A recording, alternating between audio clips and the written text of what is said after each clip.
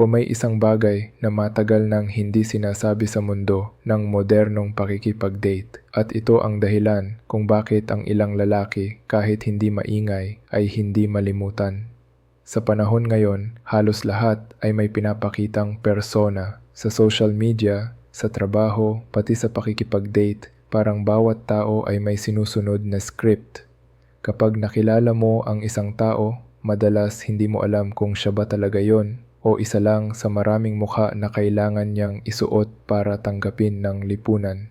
Pero habang ang karamihan ay abala sa pagpapakita ng perpektong buhay, may isang uri ng lalaki na tahimik lang, hindi nagpapakitang gilas at hindi nakikisabay sa ingay.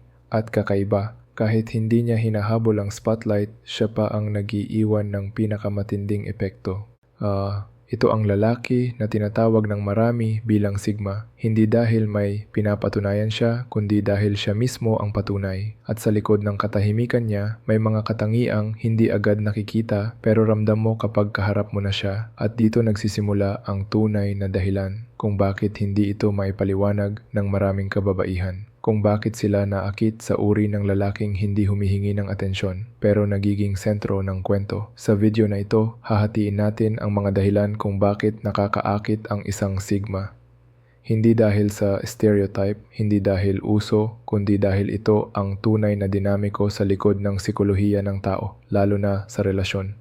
Isa, ang presensya na hindi kailangan ng performance. Sa mundo ngayon, halos lahat ay may role na ginagampanan. Ang pakikipag-date ay naging parang entablado, may tamang paraan ng pag-text, tamang paraan ng pag-post, tamang paraan ng pagpapakita ng sarili. Lahat ay maingat, lahat ay scripted, at ang pagiging totoo ay lumiliit habang tumataas ang pressure na magmukhang perpekto.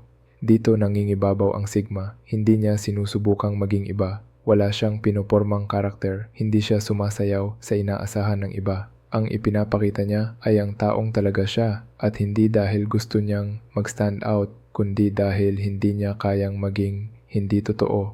Ito ang dahilan kung bakit nagiging pambihira ang presensya niya. Sa gitna ng pagod na mundo na puno ng pagpapanggap, ang pagiging totoo ay nagiging oasis. Kapag nakaharap mo ang ganitong lalaki, hindi mo kailangang hulaan kung ano ang intensyon niya. Hindi mo kailangang basahin ang mga hidden message. Wala siyang dalawang mukha. Ito ang nagdudulot ng kakaibang ginhawa.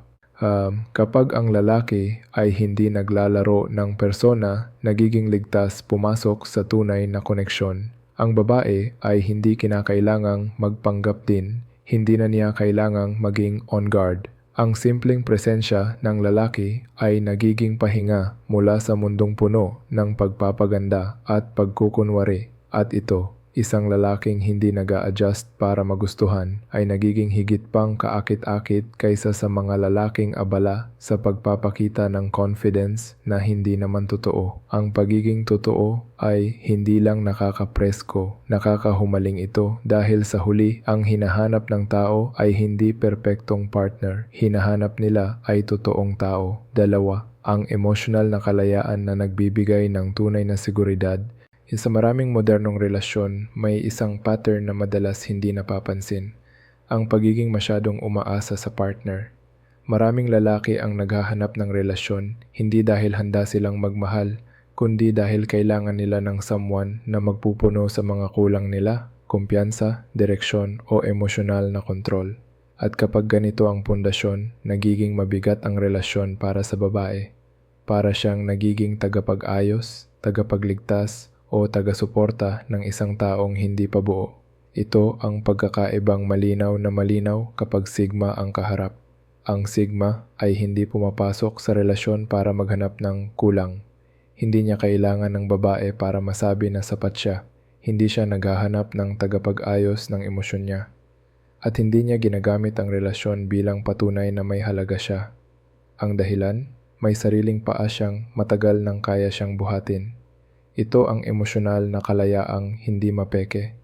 Ito ang kalayaang nararamdaman kahit hindi niya ito ipinagyayabang. At raw mismong kalayaan na ito ang nagbibigay ng kakaibang ginhawa sa babae, isang ginhawang bihira sa panahon ngayon. Kapag kasama niya ang Sigma, Hindi niya kailangang maging perfect para hindi siya iwan. Hindi niya kailangang bantayan ang bawat ginagawa niya. Hindi niya kailangang maging emotional caretaker. Hindi niya kailangang maging source ng validation. At higit sa lahat, hindi niya kailangang maging sagot sa problema ng lalaki. Nararamdaman ng babae na pinipili siya, hindi kinakailangan. At sa mundo ng relasyon, may malaking kaibahan ang dalawang yon. Kapag kailangan ka ng isang tao, hawak ka niya. Kapag pinili ka niya, kahit kaya niyang mabuhay nang wala ka, irerespeto ka niya. Sa Sigma, hindi pumapasok ang pressure na ako ang buhay ng lalaki. May sariling buhay ang lalaki at doon nagmumula ang seguridad. Kapag alam ng isang babae na kaya niyang maging maayos kahit hindi sila magkasama, mas nagiging ligtas siyang maging totoo, maging malaya at maging siya mismo. Ito ang klaseng relasyon na hindi sakal. Ito ang klaseng koneksyon na lumalago. Ito ang klaseng presensya na nagtatagal. At ito ang dahilan kung bakit ang Sigma, kahit hindi naghahabol, ay nagiging irresistible sa mata ng mga babaeng naghahanap ng mature, stable, at kalmadong presensya. 3. Ang tahimik na kumpiyansang hindi kailangang ipagmalaki. Kung may isang bagay na agad napapansin sa Sigma, ito ang klase ng kumpiyansa niya, hindi maingay, hindi maporma, at hindi nangangailangan ng atensyon. Sa panahon ngayon na maraming lalaki ang nagpapakitang gilas para mapansin, ang presensya ng isang lalaking hindi kailangan mag-flex ay ibang level ang dating. Hindi niya kailangan ng spotlight para maramdaman niyang may halaga siya. Hindi niya kailangan ng audience para maging buo ang pagkatao niya. At hindi niya kailangan ng papuri para malaman niyang tama ang ginagawa niya. Ito ang kumpiyansang hindi naglalakad para makita. Ito ang kumpiyansang hindi nakasandal sa opinyon ng mundo. Ito ang kumpiyansang nakatayo kahit walang palakpak. At dito nagsisimula ang magnetismo. Kapag ang isang lalaki ay tahimik pero matatag, ramdam mo ang bigat niyang dala. Hindi dahil malakas ang boses niya, kundi dahil malakas ang presence niya. Kapag nagsalita siya, hindi dahil kailangan niya, kundi dahil may punto siya. Kapag tumingin siya, hindi para magpakitang hindi siya natatakot, kundi dahil hindi niya kailanman kinailangan magpanggap. At ang mga babae, likas na sensitibo sa ganitong uri ng energy. Hindi dahil bad boy aura, hindi rin dahil mysterious for the sake of being mysterious, kundi dahil nararamdaman nila na ang kumpiyansa ng Sigma ay galing sa loob, hindi sa performance. Makikita mo ito sa mga simpleng bagay. Sa paraan ng kanyang paglalakad, kalmado, hindi nagmamadali. Sa paraan ng kanyang pagtayo, hindi puffed up pero grounded. Sa paraan ng kanyang pakikinig, hindi nag-iintay sumabat, kundi tunay na nakikinig. Sa paraan ng kanyang pagharap sa mga tao, pantay ang tingin, hindi nagpapakitang mataas o mababa sa iba. At may isa pang bagay, hindi niya sinusubukan maging confident, kaya lalo siyang nagmumukhang confident. Ang alpha ay madalas ipinapakita ang lakas. Ang Sigma ay hindi na kailangang gawin iyon. Ang alpha ay lumalapit para makita. Ang Sigma ay nakikita kahit hindi lumalapit. Ang alpha ay umaasa sa presence na crafted. Ang Sigma ay may presence na natural. At para sa mga babae, ang tahimik na presence na hindi kailangan patunayan ang sarili ay mas nakakaakit kaysa sa anumang scripted na bravado. Dahil ipinapakita nito ang isang bagay na mas mahalaga kaysa sa lakas, katatagan. Ito ang klase ng energy na hindi madaling guluhin, hindi madaling kontrolin, at hindi madaling mahulog sa insecurities.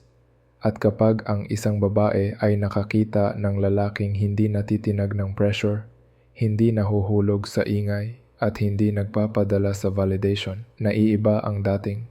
Undang ganitong tao ay hindi lang kaakit-akit, nakakapagbigay siya ng pakiramdam na ligtas, steady at totoo. At sa mundo ngayon na puno ng ingay, ang ganitong uri ng katahimikan ay nagiging pambihira, kaya lalo itong hinahanap. 4. Ang misteryong hindi sinadya pero natural na lumalabas. Isa sa pinakamalakas na dahilan kung bakit hindi maipaliwanag ng maraming babae ang hatak ng isang Sigma ay ito. Hindi siya madaling basahin at hindi ito dahil gumagawa siya ng laro, nagpapakipot o sinasadya ang pagiging mysterious. Ang totoo, hindi niya iniisip kung paano siya dapat magpakita. Hindi niya ini-stage ang sarili niya para magmukhang intriguing. Hindi siya gumagawa ng persona para magpabilib. Ang pagiging mahirap basahin ay dumarating dahil sa personalidad niyang likas na tahimik, mapanuri, at hindi nagmamadaling ibunyag ang buong sarili niya.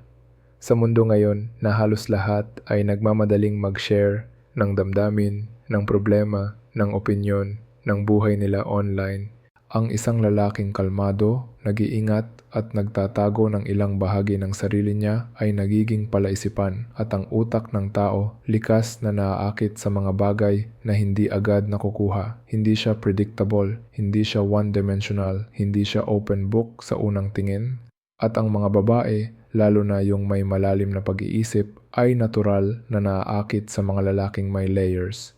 Hindi dahil challenge, kundi dahil ang ganitong lalaki ay nagbibigay ng pakiramdam na may mas malawak na mundo sa loob niya. Napapaisip sila, ano pa ang hindi niya ipinapakita? Ano ang kwento sa likod ng mga mata niya? Bakit parang ang dami niyang alam pero hindi niya sinasabi?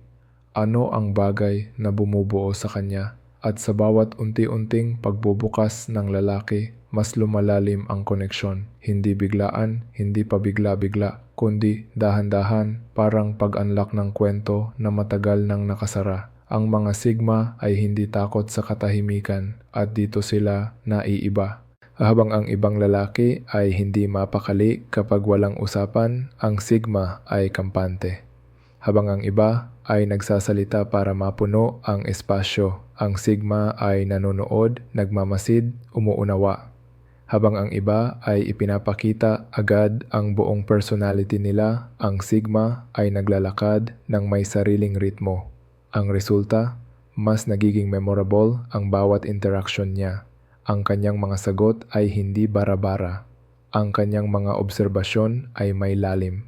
At ang kanyang presensya ay may bigat kahit simple ang kinikilos niya. Hindi siya sabog sa social cues. Hindi siya overreactive. Hindi siya nagmamadali mag-open up para lang magustuhan. Ang natural na misteryong ito ay hindi laro. Ito ay produkto ng pagiging taong hindi naghahanap ng validation. At sa mata ng maraming babae, ang hindi agad nakikita ay mas nakakaengganyo kaysa sa nakahain agad sa mesa. Ang hindi ipinapaliwanag ay mas madaling isipin. Ang hindi agad nakikita ay mas madaling balikan. At ang hindi sinasadyang misteryo ng sigma ay siyang nagiging dahilan kung bakit siya hindi madaling makalimutan.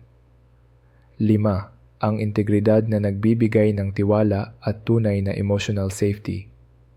Sa panahon ngayon na mabilis magbago ang paniniwala ng tao, depende sa kung sino ang kaharap, bihira na ang taong may matibay na prinsipyo, yung hindi nag-iiba ang ugali kahit walang nakakakita, kahit walang kapalit, kahit mahirap gawin ang tama. Ito ang isa sa pinakamalalim na dahilan kung bakit ang sigma ay nagiging pambihira sa mata ng kababaihan. Hindi nabibili ang integridad niya. Hindi siya mababaluktot ng pressure. Hindi siya magpapanggap para magustuhan. Hindi niya isasakripisyo ang prinsipyo para sa pansamantalang pakinabang. At mas ramdam ito sa mga simpleng bagay. Yung tipong hindi na iniintindi ng karamihan kung paano niya tratuhin ang service crew, kung paano siya makipag-usap sa taong walang maibabalik sa kanya, kung paano siya tumatayo sa salita niya kahit walang tumitingin. Walang ganitong uri ng consistency ang hinahanap ng isang babae na seryoso sa pangmatagalang relasyon.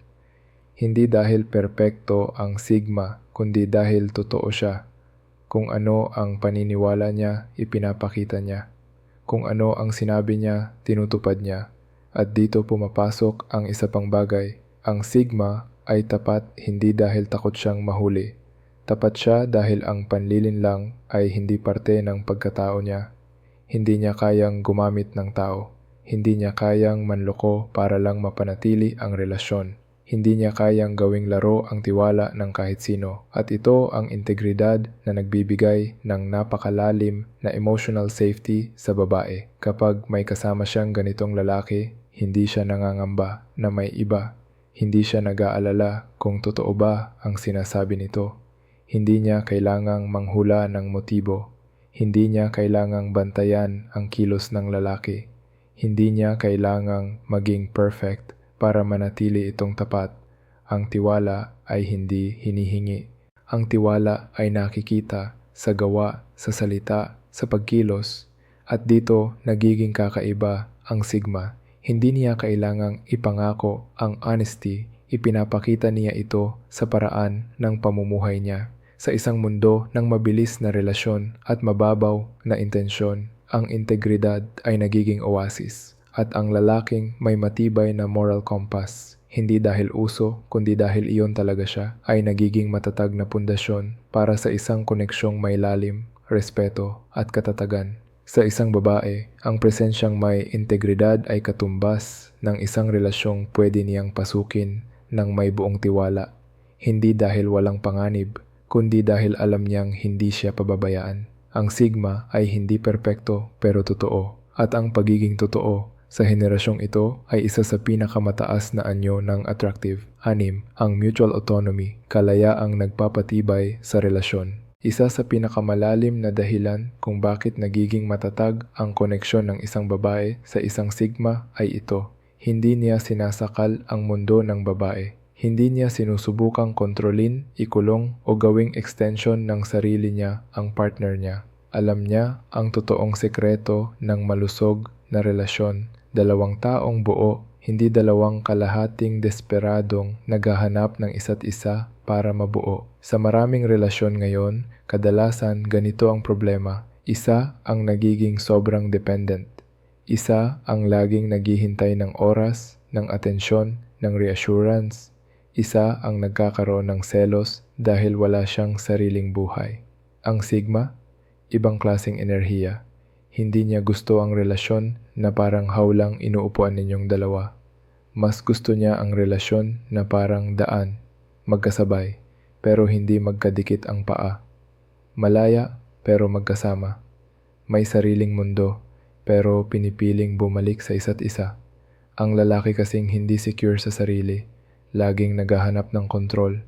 Pero ang Sigma, dahil may sariling landas, hindi nangangambang may ibang landas din ang babae. Kaya siyang magmahal nang hindi nagmamay-ari. Kaya siyang sumuporta nang hindi kinukuha ang kalayaan ng partner niya. Kaya siyang tumayo sa tabi, hindi sa ibabaw. Kapag kasama ang Sigma, ang babae ay nakakaramdam ng tatlong bagay na bihira ngayon. Una, pinagkakatiwalaan siya. Hindi siya ginigiitan kung sino ang kausap niya. Hindi sinusuri ang bawat galaw. Hindi pinipigilan ang mga bagay na nagpapasaya sa kanya. Pangalawa, nirerespeto ang sarili niyang mundo. Kung may kaibigan siyang gustong makita, sige. Kung may hobby siyang gusto niyang pagtuunan, suportado. Kung may sarili siyang pangarap, hindi ito binabaliwala. Pangatlo, pinipili siya, hindi sinusubukang angkinin. At ito ang pinakamalaking kaibahan. Kapag ang lalaki ay may sariling direksyon, hindi niya iaatras ang direksyon ng babae. Kapag ang lalaki ay may sariling buhay, hindi niya kailangan sakupin ang buhay ng partner niya. At kapag ang lalaki ay may sariling lakas, hindi niya gigibain ang lakas ng babae para lang maramdaman niyang mas malakas siya. Ito ang dahilan kung bakit nagiging malalim ang relasyon sa Sigma. Mas lumalakas ang babae sa piling niya, hindi humihina. Mas lumalago siya, hindi lumiliit. Mas nagiging buo siya, hindi napupundi. Hindi ito distance, hindi ito coldness, hindi ito detachment. Ito ay mutual autonomy, isang koneksyon na may espasyo para huminga, mag-evolve at maging totoo. At sa panahong maraming relasyon ang nagugupo ng selos, insecurity at control, ang ganitong uri ng kalayaan ay nagiging pambihirang hiyas. Ito ang relasyon na hindi sinasakal. Ito ang relasyon na hindi nakakulong. Ito ang relasyon na pinipili araw-araw dahil parehong malaya ang bawat isa. 7. Ang lalim na hindi nabibili at bakit ito ang tunay na pinaghuhugutan ng pangmatagalang atraksyon. Kung may isang bagay na hindi kayang tapatan ng mga panlabas na katangian, hitsura, pera, posture, aesthetics, ito ay ang lalim. At ang lalim ay natural na tahanan ng isang Sigma. Sa surface level, maraming lalaki ang pwedeng magmukhang interesting. Magandang damit, magarang sasakyan, magaling magsalita. Pero pagkatapos ng ilang araw, kusa itong nauubos. kusa itong nalalanta, kusa itong nagiging paulit-ulit. Ang lalim, iba. Habang tumatagal, lalo itong lumalago, lalo itong nagiging makulay, lalo itong nagiging hindi mapakawalan. Ito ang dahilan kung bakit ang sigma ay hindi instant attraction, siya ay lasting attraction. Dahil kapag nakilala mo siya, hindi lang iyon isang level. Para siyang aklat na bawat pahina ay may kwento. Para siyang tao na hindi inuubos agad ang sarili sa unang tingin. At sa mga babae, lalo na yung ayaw ng mababaw na relasyon, ang lalim ay mas mahalaga kaysa sa anumang physical trait na mabilis kumupas. Ang lalim ng sigma ay makikita sa ilang bagay. Sa una, nakikita niya ang tao sa likod ng itsura. Hindi siya natutuliro sa ganda, hindi siya madaling ma-manipulate ng papuri. Hindi siya umaasa sa surface level validation. Mas interesado siya sa kung paano ka mag-isip, kung paano ka magdesisyon, kung paano ka mag-handle ng sakit, kung paano ka tumayo pagkatapos malugmok. At yan ang klase ng lalim na hindi mapeke at hindi rin pwedeng gayahin ng lalaking umaasa sa forma.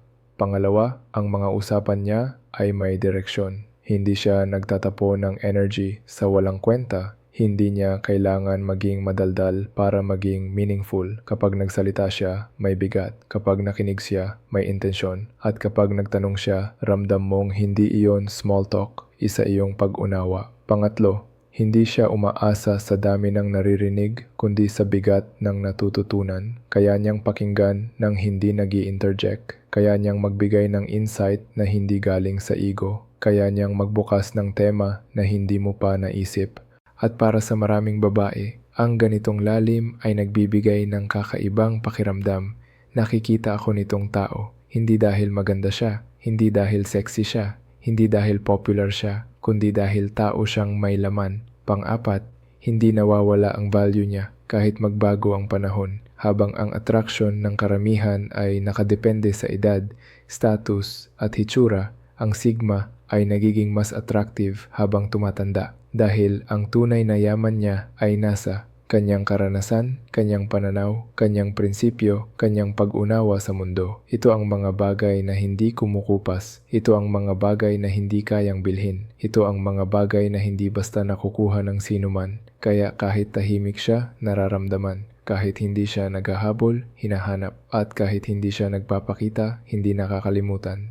Sa panahong maraming relasyon ang mabilis magsimula at mabilis din magtapos, ang lalim ng isang sigma ay nagiging anchor, isang uri ng koneksyon na hindi lang nararamdaman, kundi pinanghahawakan. Ang lalim niya ay hindi para ipakita, hindi para ipagyabang, at hindi para i-perform. Ito ay natural na bunga ng taong sanay, mag-isip, magmasid, at umunawa. Isang taong mas mahalaga ang substance kaysa sa display. Ito ang klaseng lalim na nagtatagal beyond physical attraction. Ito ang klaseng lalim na nagbibigay ng emotional fulfillment. Ito ang klaseng lalim na hindi mo basta makikita sa kahit sino. Kaya ang sigma, kahit hindi pinipilit, ay nagiging uri ng lalaking hindi lang nakaka-attract ng mata, kundi nakakakuha ng isip at humahawak ng puso nang hindi kailanman nangaangkin. Panghuling salita, ang tahimik na lakas na hindi kailanman naluluma. Kung susumahin natin ang lahat, malinaw ang isang bagay.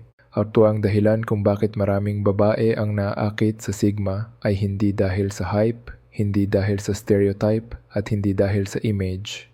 Nagmumula ito sa essence niya, sa taong hindi kailangang magpanggap para makita at hindi kailangang magsalita para maramdaman. Sa isang mundong puno ng ingay, siya ang katahimikang nagpapagaan ng loob. Sa isang kulturang puro performance, siya ang pagiging totoo na bihirang makita. Sa panahon ng mabilis na relasyon, siya ang lalim na hindi natataranta sa pagbabago ng panahon. Hindi siya umaasa sa charm para magustuhan. Hindi siya umaasa sa validation para tumayo. Hindi niya kailangan ng spotlight para magkaroon ng presensya. Ang hatak niya ay hindi dahil sa ginagawa niya, kundi dahil sa kung sino siya, isang lalaking may sariling direksyon, sariling prinsipyo, sariling buhay, at sariling pagkatao. Ito ang tunay na dahilan kung bakit siya nagiging iba. Hindi siya sumasabay sa ingay, mas pinipili niyang sundan ang sarili niyang ritmo. Hindi niya hinahabol ang atensyon, pero nakakakuha siya ng respeto. Hindi niya kailangang maging perpekto, pero nagagawa niyang maging ligtas na espasyo para sa iba. At sa huli, ang lihim na obsesyon sa Sigma ay hindi tungkol sa paghahanap ng perfect guy. Ito ay tungkol sa paghahanap ng isang lalaking nagbibigay ng lugar kung saan ang babae ay maaaring maging totoo, walang takot, walang pressure, walang performance. Isang lalaking nagpapahintulot sa kanya na huminga. Isang lalaking pinipili siya ng hindi inaangkin. Isang lalaking kaya siyang mahalin ng hindi binubura ang sarili niya. Kung may natutunan ka sa video na ito ang pinakaimportante. Hindi mo kailangang maging maingay para magkaroon ng impact. Hindi mo kailangang maging sikat para magkaroon ng kalidad. At hindi mo kailangang maging gusto ng lahat para maging tama ang landas mo.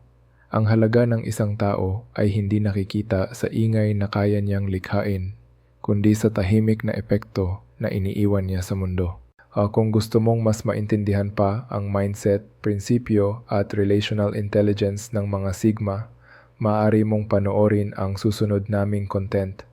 Marami pa tayong tatalakaying mas malalim at mas makatotohanan tungkol sa kung paano gumagalaw ang mga lalaking hindi hinahabol ang spotlight pero hindi rin kayang i-ignore ng mundo. Maraming salamat sa panonood.